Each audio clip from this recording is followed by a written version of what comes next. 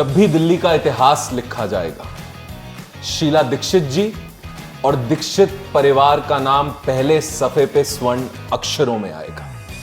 आज हमारे साथ संदीप दीक्षित जी हैं, जो कि शीला जी के पुत्र और पूर्वी दिल्ली के पूर्व सांसद हैं। नमस्कार सर। नमस्कार।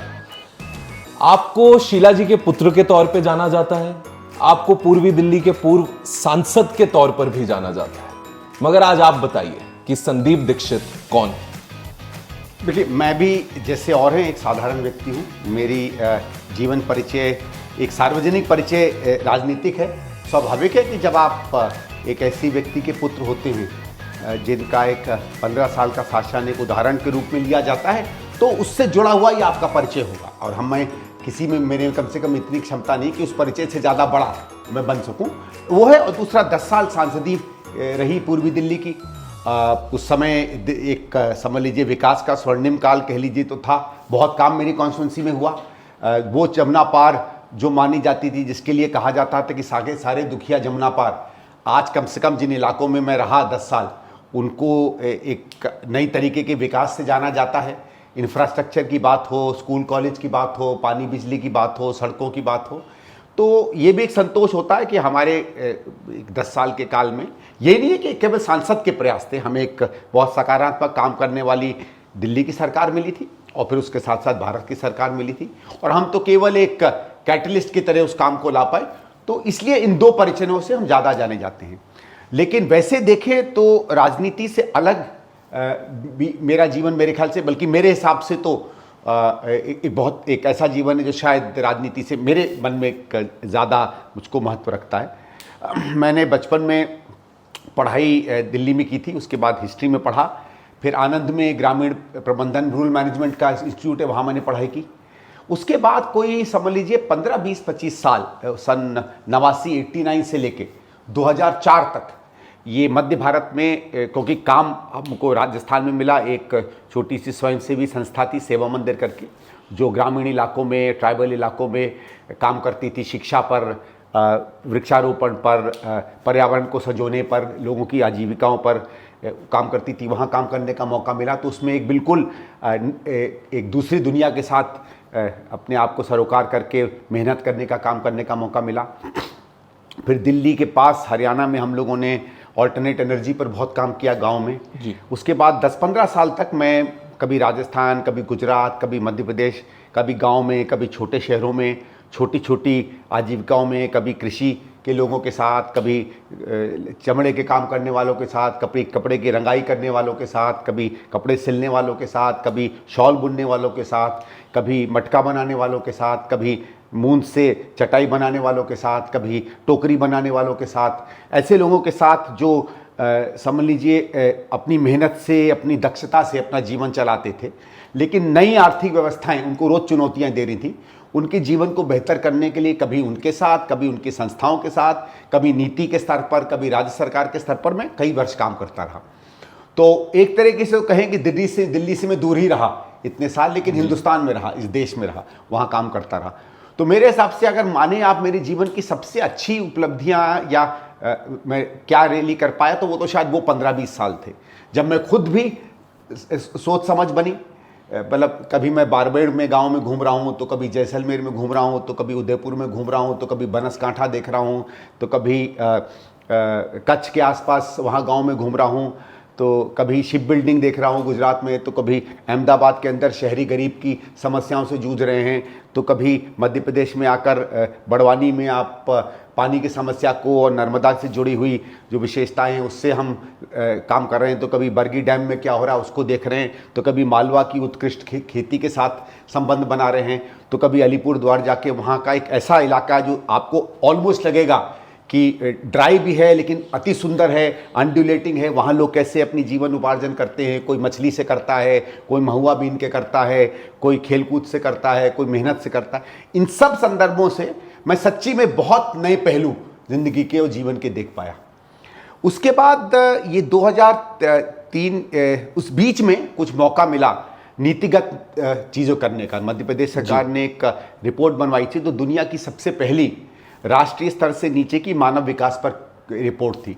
तो एक तरीके से मान लीजिए वो दुनिया का एक पायनियरिंग वर्क था, वो मैंने किया। उस कारण से मैं और मेरे दोस्तों ने एक संस्था चलाई थी, उसका देश में विदेश में नाम हुआ। हम लोगों ने कई राज्यों में हिंदुस्तान में काम किया, पंजाब में किया, गुजरात में किया, आसाम में किया, मध्य प्रदेश में, छत्तीसगढ़ में, कई जगहों पे। और तो उससे भी बहुत नीति स्तर पर, राज्य स्तर पर कैसे काम होता है, सरकार कैसे काम करती है, उसकी समझ बनी। तो ज़मीनी हकीकत ज़मीन से देखी, सरकार की नीतियों की हकीकत उनके भवनों से देखी, और बीच में जो तार कैसे बनते हैं वो घूम घूम के हमने देखी, वो समझ बनाई। फिर 4 के बाद सांसद बना 10 साल के लिए। तो जिस तरह धरातल पर आपने इन चीज़ों को समझा, क्यों कहते हैं कोयल कूक से, किसान उपज से और इंसान अपने कर्म से जाना जाता है, तो 10 साल सांसद के तौर पर आपके कौन से ऐसे कार्य रहे, आपकी कौन सी ऐसी कॉन्ट्रीब्यूशंस रही जिससे लोगों की जीवन में तब्दीली आई, जिसे लोग याद करते हैं और जिससे आपको भी एक सेंस ऑफ सेटिस्फैक्शन हुई? देखो, पहले तो जो पहले 5 साल 2004 से 9 के बीच में, अब 2 लोकसभाएं हैं दिल्ली में, ईस्ट दिल्ली, नॉर्थ ईस्ट, ये मेरी कॉन्स्टिट्यूंसी थी, बहुत बड़ी थी। और उसके बाद 5 साल क्योंकि छोटी हो गई थी विभाजन के बाद, तो जब ये डिलिमिटेशन हुई थी तो ज़रा छोटी कॉन्स्टिट्यूंसी थी, लेकिन ईस्ट दिल्ली थी। 10 साल में अगर आप माने तो जो मुख्य दिक्कतें थीं पूर्वी दिल्ली में, जिसको हम लोग जमुना पार कहते थे, एक तो मूल बेसिक इंफ्रास्ट्रक्चर, हमारे सड़कों की बहुत कमी थी, कंजेशन बहुत बुरा हाल था। कहाँ आना जाना, जैसे मुझे याद है करावल नगर में जब हम घूमते थे तो 30-30, 40-40 फुट के गड्ढे होते थे। बुराड़ी की तरफ हम लोग जाते थे तो ना नाली थी, ना गलियां थीं, ना सड़कें थीं, मतलब बिजली के खंभे नहीं थे, ट्रांसमिशन लाइन नहीं थी, कुछ नहीं था। एक समझ लीजिए बिल्कुल एक बियाबान गांव की तरह ये कॉलोनियां बसा करती थी। दिल्ली सरकार ने कुछ नई सुविधाएं उस समय दी थी, जिसमें हमारी अनऑथोराइज्ड कॉलोनीज में काम हो पा रहा था। तो मुझे याद है बहुत सी ऐसी कॉलोनीज में तो हम लोगों ने खड़े हो के 20-20 फुट के गड्ढे भरवाए, डंपर आते थे, देखते थे, हम लोग जगह जगह से पैसा लेकर आए। आज जहां आपको बुराड़ी में, करावल नगर में, गोकुलपुरी में और तमाम नॉर्थ ईस्ट में और ईस्ट के इलाकों में जहां आपको सीमेंट की सड़कें बनती हैं, जहां लोग देखते हैं कि बिजली के खंभे लगे हुए हैं, स्विच लाइनें डली हुई हैं, वहां कुछ नहीं था, सिर्फ मिट्टी की सड़कें हुआ करती थी। तो मेरे ख्याल से कुछ नहीं तो कम से कम सैकड़ों किलोमीटर की हम लोगों ने सड़कें बनवाई, वहाँ स्विच की व्यवस्था की, पानी की व्यवस्था की, बिजली की व्यवस्था की। ठीक है, कोई उसको याद कर पाए ना कर पाए। फिर दिल्ली सरकार क्योंकि जगह जगह स्कूल और शिक्षा की जगह बना रही थी, हमने कोशिश की कि क्योंकि ज़्यादा से ज़्यादा हमारे नॉर्थ ईस्ट में आए। आज नॉर्थ ईस्ट में जगह बहुत कम है, ईस्ट में भी हमारे पास जगह बहुत कम है, घनत्व तो बहुत ज़्यादा है पॉपुलेशन का, फिर भी कुछ कुछ जगह पर ढूंढ के कुछ नए स्कूल बनवाए। जहाँ नए स्कूल बने थे उनमें अच्छा इंफ्रास्ट्रक्चर लाए। आज भले ही आज की सरकारें कहें कि उन्होंने उस पर कुछ और काम किया है लीपा पोती का, लेकिन मुख्य काम उस समय हुआ। फिर जैसे हम 2 यूनिवर्सिटीज़ के सेंटर ईस्ट दिल्ली में लेके गए, गुरु गोविंद सिंह का और दिल्ली यूनिवर्सिटी के ईस्ट का सेंटर इंद्रप्रस्थ का। अनफॉर्चुनेटली हमारे हारने के बाद दोनों में कोई और काम नहीं हुआ। मेट्रो की 3 या 4 बिल्कुल नई लाइनें हम लोग अपने इलाके में लेकर आए, ईस्ट दिल्ली में ज़्यादा और नॉर्थ ईस्ट में भी कुछ। जो जैसे हमारी पुश्ता रोड थी, ये कमरा जो है ना 10-15 फुट के, इससे ज़्यादा की बड़ी पुश्ता रोड नहीं थी। आज शायद 5 या 6 लाइन की पुश्ता रोड बनवाई, फ्लाईओवर्स हम लेकर आए। ऑलमोस्ट जितना आज हम इंफ्रास्ट्रक्चर देख रहे हैं, जो बड़ा इंफ्रास्ट्रक्चर है, ऑलमोस्ट आप समझ लीजिए 90%, 2-4 एक फ्लाईओवर पहले बने थे, पुल बने थे, 2 एक उसके बाद बने, 80 to 90% मेरे समय में बना। मुकरबा चौक, ये मुझे याद है हम लोग जब जाते थे तो मुकरबा चौक में हम लोग बड़ी बुरी तरह फंसते थे। तो सीएम साहब से बात की तो कोई परियोजना पुरानी थी उसको लेकर आए, डस्टिंग की, उसको नए दोबारा से कराया। शकरपुर की चुंगी में जो पूरा इंफ्रास्ट्रक्चर बना, मैं ये नहीं कह रहा हूँ सिर्फ मेरा प्रयास था, एमपी कुछ नहीं कर सकता, लेकिन अगर राज्य सरकार में या भारत सरकार में मंशा और पैसा होता है तो आपकी ये मेहनत होती है कि उसका सही उपयोग आप अपने इलाके में ज़्यादा प्राथमिकता से करवाएं, और वो बहुत से काम हम लोग करवा पाए। और जैसे हम लोग कहेंगे कि जो लोग कहते थे कि साहब पूर्वी दिल्ली में कोई एक ज़माने में तो ये भी कहा जाता था कि कोई जमुना पार अपनी बेटी नहीं देता है, मतलब सही गलत मैं नहीं जानता हूँ, कहानी बताई जाती थी। आज हमारे बेहतरीन इलाकों में ईस्ट दिल्ली पड़ता है, लोग वहाँ जाते हैं। आज कोई कोफ्त नहीं करता है शादरा या पूर्वी दिल्ली जाने की, तो मन में संतोष होता है। बहुत से लोग हमें बताते हैं साहब कि जब हम यहाँ आते थे 100 रुपये गज ज़मीन थी, आज 5000 रुपये गज ज़मीन है। तो उसका मतलब पैसे का नहीं है जी, मतलब ये कि इलाके को अपने में एक गर्व आने लगा है, गौरव आने लगा है कि अब हम उन इलाकों में हैं जिन्हें समृद्ध माना जाता है, या जहाँ लोग अच्छा बेहतर जीवन बिता सकते हैं।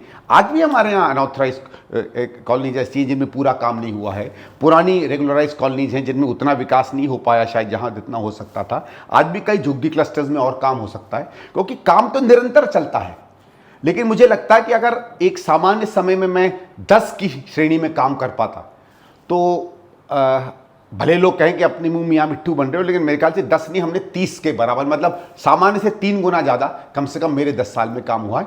इतना संतोष तो मुझे है। और आखिरी बात बताता हूँ, 2014 में भले ही पूर्वी दिल्ली की जनता ने अपना आशीर्वाद नहीं दिया, हराया हमें, जो भी उस समय की परिस्थितियाँ थीं, लेकिन जब मैं जाता था कैंपेन करने के लिए तो बड़े गर्व से कैंपेन करता था। हर जगह मैं बता पाता था कि कहाँ हमने काम किया।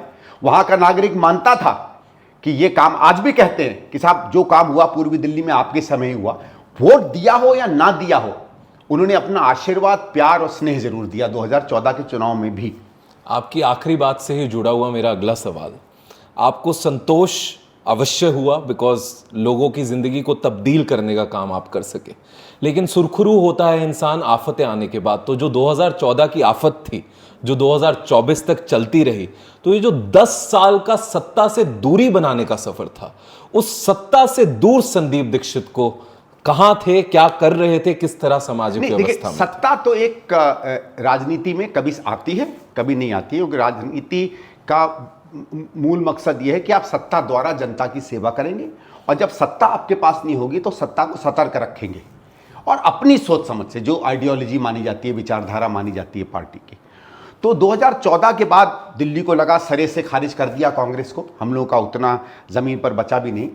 तो याद होगा कि मेरा एक पुराना परिवेश था कि मैं गुजरात, मध्य प्रदेश, छत्तीसगढ़, इन राज्यों में बहुत काम करता था। तो कुछ मैंने वो काम चालू किया। बहुत लोग इस बात को नहीं मान पाते हैं कि राजनीतिज्ञों को या पॉलिटिशियंस को भी काम करने की ज़रूरत पड़ती है। उनको लगता है कि नहीं साहब, इनके पास तो पता नहीं कुबेर का क्या धन है, क्या नहीं है। मेरे तो इतना संतोष है कि 10 साल में तमाम सरकारों ने सब देख लिया। इतना तो सरकारों का संतोष होगा कि, और समय ने इस बात को सिद्ध कर दिया कि मतलब हम भी वही सामान्य जन हैं, नहीं हैं। जितनी इंक्वायरियाँ हुई, जितनी सब कुछ हुई, सब नगण्य निकली। तो मैं उस अपने पुराने काम में भी लगा, जिस कारण से दिल्ली के बाहर भी आना जाना पड़ता था। लेकिन मध्य प्रदेश में खासकर, क्योंकि मेरा पुराना एक परिचय रहा है उस प्रदेश से, वहाँ कांग्रेस के लिए राजनीतिक रूप में मैंने काफ़ी काम किया। पूरे 14 से 19 के बीच में तो विशेषकर करीबन वहाँ जितने पुराने संगठन थे, क्योंकि मध्य प्रदेश संगठनों का और जन आंदोलनों का प्रदेश है। वहाँ लोग अपने हक और हुकूक के लिए लड़ते रहे हैं, अपनी बातें कहते रहे हैं। जंगल में रहने वालों के विषय हों, नदियों पर जीने वाले लोगों के विषय हों, किसानों की ज़मीनों के विषय हों, गरीबी इलाके में उनको घर मिले ना मिले, उजाड़ के फेंक दिए जाएं, उनकी बात हो, छोटे व्यापारियों का टैक्स से या सरकार से क्या जद्दोजहद होती है, उनके विषय की बात हो, बड़े बड़े इंडस्ट्रीज़ को क्या वो मौका मिल पाता है कि इंडस्ट्री लगा सकें जिसमें प्रदेश का फ़ायदा हो, नौकरियाँ मिलें, उससे पर्यावरण का क्या असर होता है वो बेहतर हो सके। इन तमाम मुद्दों से क्योंकि हम पहले भी जूझते रहते थे, तो राजनीति में 10 साल के अनुभव के बाद एक नई तरीके से हम तमाम विकास को देखते थे। तो उस कारण से हम एक नई तरीके से पिछले 8-10 साल में लोगों से संवाद और संचार करवाए, लोगों को जोड़ा, कुछ कांग्रेस से जोड़ा। 1-1.5 साल कांग्रेस की सरकार आई, कोशिश की कि उसमें सकारात्मक रूप से सरकार भी काम करे जी। और कुछ दिल्ली में भी राजनीति करते रहे। अब दिल्ली की भाई राजनीति में स्वाभाविक है कि जब आप एक बार हारेंगे, और क्योंकि मेरा नाम मुख्यमंत्री जी के साथ जुड़ा था, तो कांग्रेस में अपने कुछ धड़े थे जो चाहते थे कि आपको दरकिनार करके रखे। वो इंटरनल पार्टी चलती रहती है। तो मैं ऐसा राजनेता नहीं हूं कि उस तरीके की वो कुत्ते बिल्ली की लड़ाई में जूझता फिरूं, तो क्या कर रहा है, इधर हट रहा है, इसका उसका करो। तो हमने कहा ठीक है, आपको लगता है दिल्ली सरकार, आप दिल्ली प्रदेश कांग्रेस आपको चलानी चाहिए, आप चलाइए, हम तो कांग्रेसी हैं। यहां भी हाथ को वोट देंगे, वहां भी हाथ को वोट देंगे, यहां भी कांग्रेस के लिए वोट मांगेंगे, वहां भी कांग्रेस के लिए वोट मांगेंगे, यहां भी कांग्रेस की विचारधारा की बात करेंगे, वहां भी विचारधारा की बात करेंगे। और वोट तो हर जगह चाहिए, समर्थन तो हर जगह चाहिए, सरकारें हमें हर जगह बनानी है कि लोगों की सेवा करनी है। तो वो मैं करता रहा 10-1 साल। और जब जब मौका मिला दिल्ली में लोगों के बीच में आकर काम करने का, कांग्रेस के विषय उठाने का, राज्य सरकार से जो एक दूसरी विपक्षी, आज हमसे उनसे संबंध है, लेकिन उस समय वो ऐसी पार्टी थी जिन्होंने हमको हटा के आए थे कि बार बार उनकी गलतियों को रेखांकित करना, क्योंकि विपक्ष के रूप में वो भी बहुत बड़ी भूमिका होती है। और हमारे पास भारत सरकार भी नहीं थी, दिल्ली सरकार भी नहीं थी, तो दोनों सरकारों पर प्रश्न उठाना, उनकी आलोचना करनी और लोगों के बीच में इस बात को जागृत करना कि भाई आप अपने आप को राजनीतिक रूप से जगाए रखिए, समस्याएं समझिए। अगर आपको लगता है कि सरकारों ने आपका उन समस्याओं पे हल कर दिया तो उनका समर्थन करिए, नहीं तो दोबारा हमारी तरफ देखिए। संदीप जी, हमें यह भी मालूम हुआ कि इस समय में आपने शिक्षा के क्षेत्र में भी कुछ ऐसा काम करा जिससे आपने सोसाइटी को वापस देने की एक इनिशिएटिव को बढ़ावा दिया? देखो, मैं तो शिक्षा के क्षेत्र में आपकी क्या मैं इतना कंट्रीब्यूशन बड़ा तो नहीं कहूंगा वापस देने का, लेकिन 2017 से कुछ यहाँ एक आध बहुत अच्छी प्राइवेट यूनिवर्सिटीज हैं जिसमें मैं कुछ लोगों को जानता था, तो क्योंकि समय भी था तो मैंने सोचा कि मैं पढ़ाऊंगा लोगों को। तो लोगों ने कहा कि साहब आप जन नीतियों के बारे में जानते हैं, किस तरह सरकारें काम करती हैं, सकारात्मक नीतियाँ आयोजन और होते हैं, कैसे होते हैं, तो इससे बच्चों से आप रूबरू होइए। तो कुछ पब्लिक पॉलिसी के कोर्सेज थे जो मैंने पढ़ाने शुरू किए। तो पब्लिक पॉलिसी के कोर्सेज थे, लोगों ने कहा आप ग्रामीण इलाकों में काम किए हैं तो ग्रामीण इकोनॉमी, अर्थशास्त्र वहाँ क्या होता है उसका भी कुछ कोर्सेज पे काम करिए। क्योंकि मैंने हिस्ट्री पढ़ी हुई है, लोगों ने कहा हिस्ट्री पे भी पढ़ाने की ज़रूरत पड़ती है।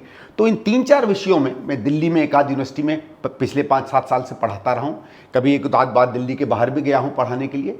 तो एक तरीके से एक मान लीजिए विजिटिंग फैकल्टी, टेम्पररी फैकल्टी, एक प्रोफेसर के रूप में MA और BA के बच्चों के साथ मैं पिछले 5-6 साल से अलग अलग तरह की चीज़ें पढ़ाता रहा हूँ। मेरे लिए वो भी एक बहुत ही अंदर से ऊर्जा बनाता है, उसमें मज़ा आता है पढ़ने का, एक बिल्कुल नई तरीके से लोगों से संवाद रखने का और सीखने का। सर, अगला सवाल एक शिक्षक से, एक पूर्व सांसद से और एक डेडिकेटेड कांग्रेसमैन से। कांग्रेस पार्टी का घोषणा पत्र, जिसको न्याय पत्र का नाम कांग्रेस पार्टी दे रही है, धरातल पर इस घोषणा पत्र को उतारने के लिए कांग्रेस पार्टी कितनी तैयार है और जो वादे किए जा रहे हैं आखिर उनमें कितना दम है? देखो, पहली चीज़ तो ये जो 5 या 6 या वैसे तो 25 बड़े वायदे हैं, मैं उन सब में नहीं जाऊंगा क्योंकि, लेकिन कुछ सरलता से मैं चाहूँगा उसको समझाने की कोशिश करूँ। जो हमारे 5-7 मुख्य वायदे हैं, पहली चीज़ तो वो लोग कह सकते हैं कि साहब ठीक है आप भी कुछ बांट रहे हो फ्री में, लेकिन क्या होता है कि सरकार जब भी कोई काम करती है, एक है कि क्या प्योरली वोट देख रही है या उसके पीछे एक निहित जन सेवा भी है या जनहित भी है या राष्ट्रहित भी है, देश हित भी है, वो जरूरी होता है। जैसे क्या है, आप किसी को ऐसे ही रोटी फेंक दो, एक है कि जहां भूख की दिक्कत है, खाना नहीं पहुंच रहा है, वहां राशन के रूप में आप भोजन पहुंचाओ। तो उससे क्या होता है, समाज बनता है, लोगों की जीवन शैली बेहतर होती है, बच्चों का पोषण होता है, माएँ स्वस्थ रहती हैं, लोग मेहनत कर पाते हैं, काम कर पाते हैं। एक मूल उसके अंदर में तो आप बेसिकली इंसानों के जीवन में कंट्रीब्यूट करते हो, तो आप देश के लिए कंट्रीब्यूट करते हो। तो हमारी अगर आप प्रॉमिसेस देखें, एक बहुत बड़ी समस्या जो आ रही थी वो बेरोजगारी की आ रही है, और बेरोजगारी की समस्या बहुत ही बुरी है। सरकार माने या ना माने, इतनी बेरोजगारी 70 साल के इतिहास में कभी नहीं दिखी, ठीक है। और ये इस बात को भी हमें मानना चाहिए कि अब हजारों लाखों में लोग कृषि छोड़कर आज बाहर निकल कर आ रहे हैं, क्योंकि कृषि उस तरीके का हमको जीवन नहीं दे रहा है। बल्कि एक अद्भुत चीज हुई है कि पिछले 3-4 साल में मोदी के राज में पहली बार हिंदुस्तान के इतिहास में लोगों ने शहर छोड़ के खेती की तरफ गए हैं, करीबन 6.5 करोड़ लोग। और इसलिए नहीं क्योंकि खेती बेहतर है, इसलिए क्योंकि यहां उनको नौकरी नहीं मिल रही है। तो इतना बुरा हाल हो गया है। तो कांग्रेस ने 2-3 चीजें की। एक तो ये कहा कि हम MSP जो देंगे वो ठीक है, दिल्ली के लिए रेलेवेंट नहीं है, लेकिन MSP देने से क्या होता है, एक तो क्या होता है कि एक दृढ़ता आती है खेती में कि भाई कम से कम इतनी हमारी आमदनी हमको मिल जाएगी। और गेहूं और धान जो मुख्य 2 बड़ी फसलें मानी जाती हैं, उनका जब मूल्य एक मिनिमम लेवल पर तय हो जाता है, तो मार्केट जो बाकी तमाम चीज़ों की है, सेब की है, टमाटर की है, प्याज की है, नींबू की है, हरी मिर्ची की है, जवार की है, बाजरे की है, किसी भी चीज़ की है, अमरूद की है, आम की है, केले की है, अंगूर की है, ये सब एक बेस रेट के आसपास घूमने लगते हैं, है ना। भाई देखिए, जैसे आप मानेंगे कि जब रेट बढ़ता है और अगर सोने का बढ़ेगा तो उसके साथ साथ चांदी का भी बढ़ेगा, हीरे का भी बढ़ेगा।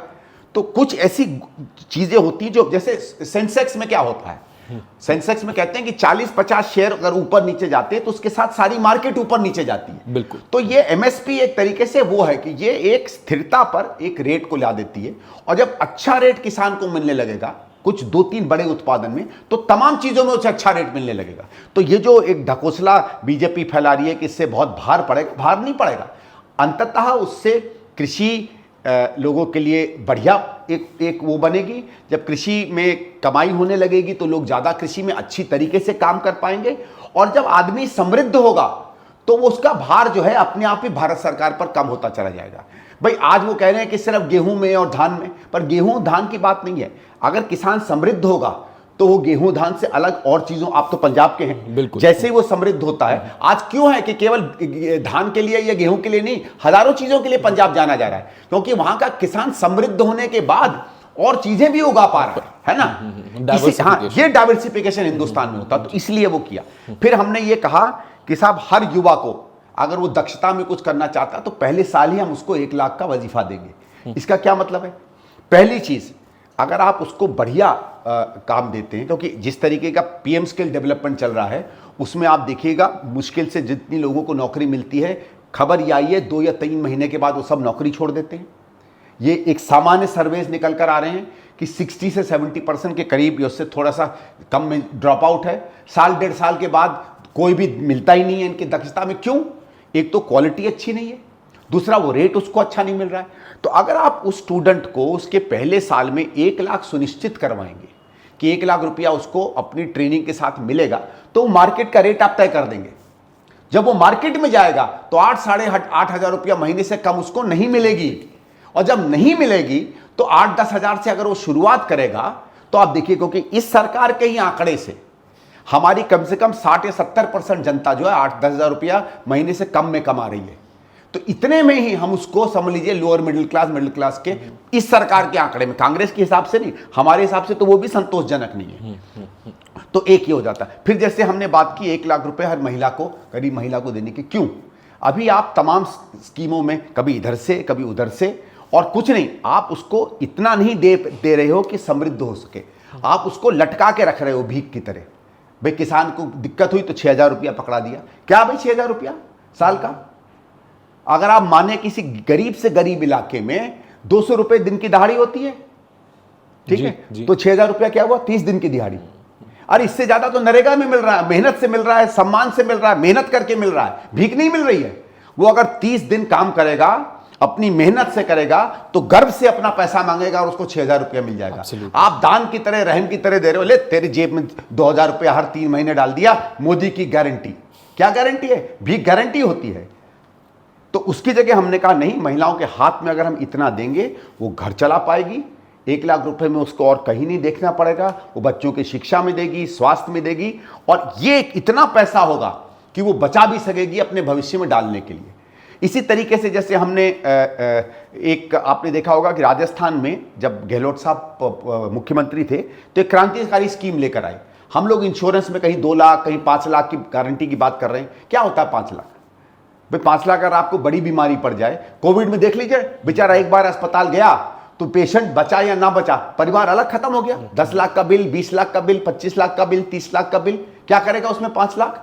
छोटा सा एक्सीडेंट हो जाए, आपकी बड़ी अगर आपको इंजरी हो जाए, तो गहलोत जी की सरकार 25 लाख रुपए की मिनिमम गारंटी लेकर आई, जो एक क्रांतिकारी स्कीम है। किसी से आप राजस्थान में पूछ लीजिए कि हाँ साहब ये स्कीम से बढ़िया कोई स्कीम नहीं हुई, वो स्कीम अब हम पूरे देश में अप्लाई करेंगे। फिर वो स्कीम केवल सबके लिए नहीं, उन लोगों के लिए भी जो अभी तक सारी स्कीमों से बाहर थे। जैसे हमारे ये जिसको गिग वर्कर कहा जाता है। क्या है गिग वर्कर? गिग वर्कर है आपका बेचारा जो डिलीवरी करता है, बच्चा जो साइकिल में, स्कूटर में, टैक्सी चलाता है, जो हमारे यहाँ सिक्योरिटी गार्ड है, जो टेम्पररी है, जिसका कहीं नाम भी नहीं है, किसी रजिस्टर में उसके अधिकार भी नहीं है, उसको हम कहेंगे कि उसको अधिकार देंगे और उसको ये तमाम सुविधाएं, चाहे हेल्थ की हो चाहे इंश्योरेंस की हो, देंगे। तो कहीं ना कहीं वो रजिस्टर पे चढ़ेगा, उसका नाम आएगा और वो इनफॉर्मल से फॉर्मल इकोनॉमी में बनेगा। ये मैं 2-4 छोटे उदाहरण आपको इसलिए दिए कि तमाम हमारी योजनाएं इस देश का निर्माण करने में आगे सशक्त होंगी और नागरिकों को सशक्त करेंगी। क्योंकि सशक्त नागरिक वो होता है जो अपनी सरकार पर निर्भर नहीं हो, जहां सरकारें नागरिकों पर निर्भर हो। तो ये चाहते हैं कि नागरिक हमेशा सरकार पर निर्भर रहे। 2000 की छोटी ये जरा सा सिलेंडर इधर पकड़ा दिया, हम चाहते हैं कि ऐसा हो कि सरकार निर्भर हो, क्योंकि हमारे इतने शक्तिशाली और बलशाली और सशक्त हमारे नागरिक हो। संदीप जी, इससे बेहतर वोट बैंक राजनीति की फ्रीबीज और टारगेटेड सब्सिडीज, इकोनॉमिक इंपावरमेंट यानी आर्थिक सशक्तिकरण, इन दो चीजों का जो फर्क है, इससे बेहतर मैं आज तक नहीं समझा। तो लोगों के लिए बहुत जागरूक करने वाली बात अभी आपने करी। अब दिल्ली के पुत्र और दिल्ली के नेता के तौर पर दिल्ली वालों के दिलों का सवाल वो है प्रदूषण से जुड़ा हुआ। दिल्ली वाले जूझ रहे हैं इस मुसीबत से और याद कर रहे हैं शीला जी के वो ग्रीन इनिशिएटिव्स को, वो सीएनजी ड्राइव को, जिसने उनको एक नई जिंदगी देने का काम किया था। लेकिन कहीं ना कहीं भाजपा की सरकार इसमें पीछे रह गई है, विफल हो गई है। आपके विचार इस पर क्या? देखिए क्या किया था उन 15 साल में। देखो पहली चीज ये है कि शायद शीला जी पहली मुख्यमंत्री थी इस देश में जो पर्यावरण को एक अपनी जिम्मेवारी समझती थी। ये नहीं था कोई कि जब क्राइसिस सर पर आए तब उस पर काम करें, ठीक है। ना उन्होंने इश्तहारों में काम किया, ना उन्होंने मीटिंगों में काम किया, ना उन्होंने पब्लिक स्टेटमेंट्स में काम किया। जहां जहां मौके मिले उन्होंने काम किया, बिना ढिंडोरा पीटे। दिल्ली का जो ग्रीन कवर कहा जाता है वो करीबन मेरे ख्याल से 2 या 3% से बढ़कर 20 से 21% बढ़ा। और ठीक है, दिल्ली वो नहीं है कि आप बड़े बड़े जंगल बना सकते हैं, पर यहाँ छोटे छोटे पार्क, प्लांटेशंस, हमारे जो जैसे असोला में भट्टी माइंस बिल्कुल बर्बाद पड़ी हुई थी, उसको बिल्कुल ग्रीन कर दिया। मतलब आप जाके देखो तो पुराना और नया देखोगे तो आप विश्वास नहीं कर पाओगे। ऐसा लगता है कि मरुस्थल जो है राजस्थान का, उसको केरला की वादियों की तरह बना दिया गया जी। जहां जहां हमारे, आपने देखा होगा कि इंफ्रास्ट्रक्चर में जहां जहां बड़े बड़े चौक बने थे, मुकरबा चौक हो, एयरपोर्ट में जाने वाला हो, वहां देखिए किस तरीके से मैडम ने खड़े होकर ग्रीनरी की। इससे क्या हुआ कि जहां मौका मिला वहां उन्होंने कोशिश की कि पर्यावरण की भी एक दस्तक हो, चाहे वो ग्रीनरी की बात हो, चाहे सफाई की बात हो, चाहे वाटर को हटाने की बात हो, चाहे इंडस्ट्रियल कंट्रोल। मुझे याद है अभी भी कि इंडस्ट्रीज पर ऑर्डर आया था कि पोल्यूटिंग इंडस्ट्रीज दिल्ली से हटाई जाएं। राजनीतिक तौर पर हमें बहुत नुकसान हो रहा था, बल्कि कुछ दिल्ली के नेताओं ने शीला जी को क्रिटिसाइज भी किया। ये मूव्स लोगों को याद नहीं है, लेकिन मैडम ने कहा नहीं, जो पोल्यूटिंग इंडस्ट्रीज है उन्हें हटना पड़ेगा। लेकिन एक मानवीय पहल से किया। कुछ जगहों पे उनको ऐसा रिप्लेस किया कि वो दूसरी जगहों पर जाकर बन पाई नई टेक्नोलॉजी के साथ। आप जिसे मुझे मालूम है कि जितनी बेकरीज थी सबको कहा गया हटाइए कि आप कोयले से या उससे काम नहीं कर सकते। बेकरी वाले मर गए, हाहाकार हो रहा था जब मुझे याद है 2005-6 की बात है। तो बेकरीज को नया इंफ्रास्ट्रक्चर दिया गया, नई तरीके से वो अपनी बेकिंग का काम कर पाए। तो कार्बन इमिशन उनका कम हो गया और उनके काम भी चालू रहे। लेकिन कुछ इंडस्ट्री जैसे जो बिल्कुल केमिकल करती थी, मुझे याद है 2005 या 6 में जब मैं सांसद बना था, एक जगह ये कौन सा डीजल या क्या रखा जाता तो 2 बच्चे बेचारे झुलस के मर गए। तो कितनी भी रोजगार की बात हो, उस इंडस्ट्री को शीला जी ने कहा नहीं, यहां नहीं रह पाएगी, और उसको दिल्ली के बाहर भेजा। तो ये बहुत सी छोटी छोटी चीजें थी जिन्होंने कंट्रीब्यूट किया। सिर्फ बड़े ढोल पीटने से ही नहीं चीज बनती है, ठीक है। जहां जहां भी देखा गया कि बिल्कुल वीरान इलाका था, जैसे कुछ हमने यमुना बायोडायवर्सिटी पार्क बनाया, ऐसे करके कुछ पार्क बनाए गए। दिल्ली में इको क्लब शुरू हुए। इको क्लब्स के अभी जैसे आप देखो जरा सी बात पर ढिंडोरा पीटा जाता है शिक्षा का। दिल्ली के इको क्लब्स कमाल के थे। वो मैडम के आते थे कई बार सैटरडे संडे को बच्चे 50-50, 60-60 के, देखो किस तरीके का वो काम करते थे। सबसे पहला आज हम बात करते हैं बैनिंग की, पटाखों की। दिल्ली में मैडम ने बैनिंग की बात नहीं की, से नो टू क्रैकर कैंपेन चलाया। बहुत रेजिस्टेंस हुआ, लोगों ने कहा धर्म पर आप ये कर रहे हैं, लोगों ने कहा पटाखे कैसे करेंगे, तो उन्होंने उसको इन्फोर्स नहीं किया। धीरे धीरे धीरे धीरे बच्चों में एक जागरूकता की, तो वो से नो टू क्रैकर से आज हम इस स्थिति पर हैं कि बच्चे और बूढ़े भी कहते हैं कि नहीं क्रैकर का मत इस्तेमाल करो। लेकिन मानसिकता किसने बदली? मानसिकता शीला जी के समय बदली गई। उसी की तरह एक दिल्ली में से नो टू प्लास्टिक शुरू हुआ। मुझे याद है मैं एक बार दुकान पर गया हुआ था, एक पिताजी आए हुए थे, प्लास्टिक का वो सामान खरीद रहे थे। बच्चे ने कहा पापा नहीं, नो टू प्लास्टिक, से नो। मैंने कहा से नो टू प्लास्टिक, बच्चे कहां से बोल रहे हैं? तो देखा भाई, जब सीएम बोलती है, और ये किसी ऐसा नहीं था कोई कि कोई पब्लिक स्कूल का बच्चा था, सामान्य स्कूल का, दिल्ली सरकार के स्कूल का बच्चा था, तो उनके जहन में चला गया। जब बच्चों के जहन में चला जाता है तो जिंदगी भर की आदत बन जाती है। ऐसे करके छोटी छोटी इन्होंने बहुत से इनिशिएटिव्स किए। सीएनजी का तो खैर अद्भुत है।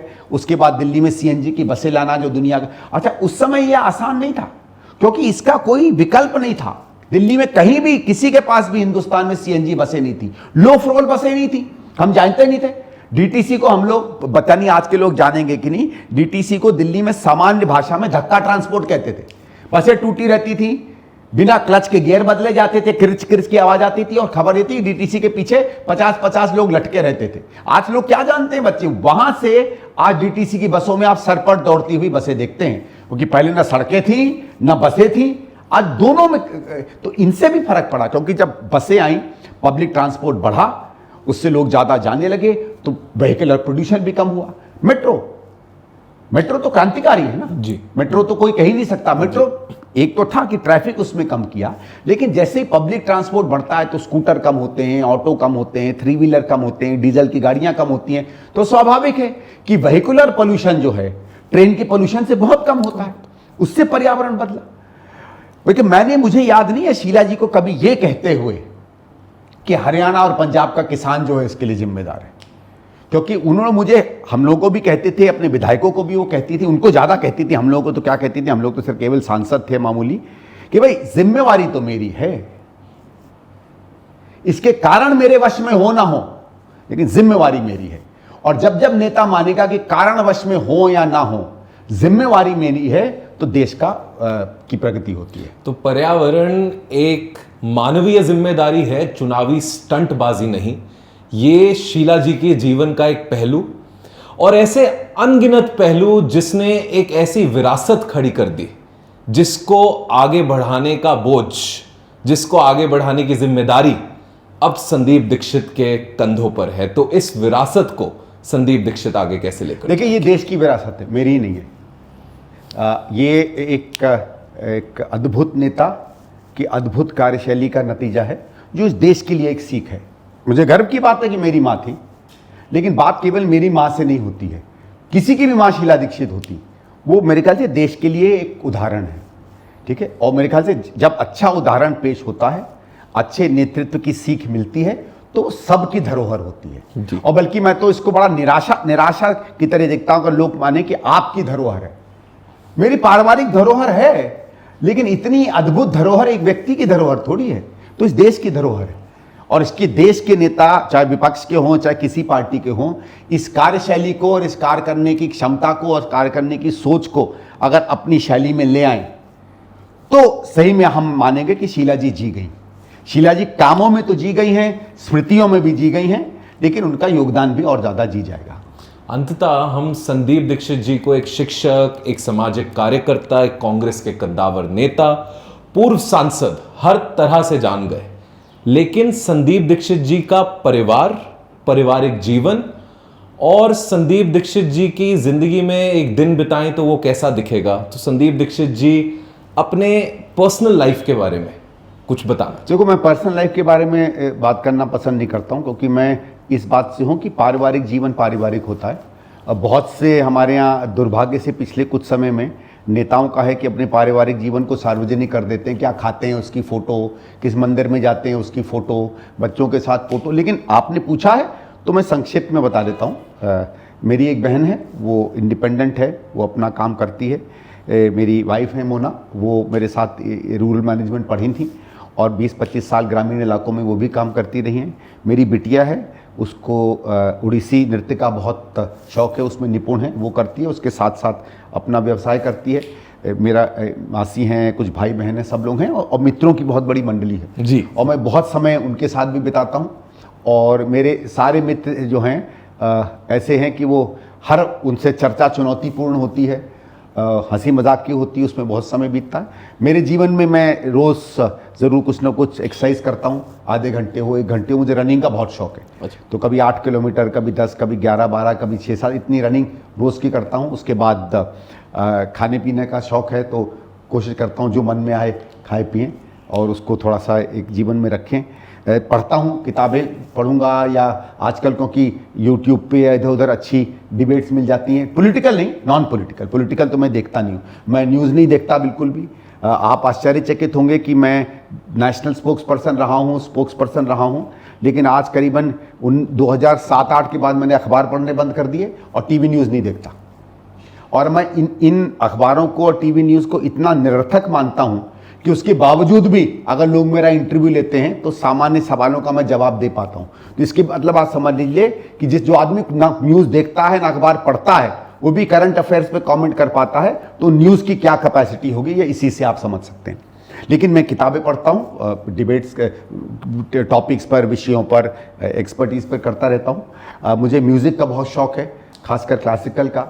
फोक डांसिंग का बहुत शौक है, तो हमारा एक बहुत बड़ा ग्रुप है, हम उसमें कई बार एक्टिविटी करते रहते हैं। ये सामान्य चीज़ें हैं।